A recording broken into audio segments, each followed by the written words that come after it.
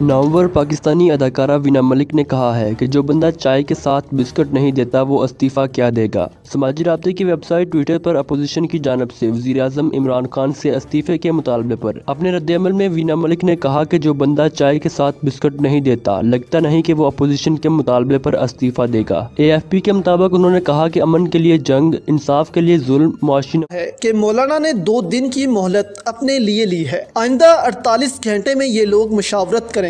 ये मौलाना को भी पता है कि उनको इस्तीफा नहीं मिलेगा। उन्होंने सरबराह इज्तिमा है।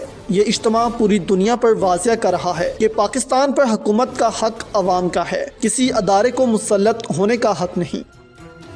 घंटे में ये मुशावरत करेंगे। मौलाना ने अपने लोगों को कहा कि वो डी चौक जाएंगे। मौलाना फजलुर रहमान ने अपने लोगों को 2 दिन की मोहलत। मौलाना अक्सर ऐसी बातें करते हैं जिनको भारतीय सुनते हैं तो भारतीय खुश होते हैं। वाज़ेह रहे जमीयत उलमा इस्लाम के सरबराह मौलाना फजलुर रहमान ने हुकूमत को मुस्तफ़ा होने दी है। मौलाना फजलुर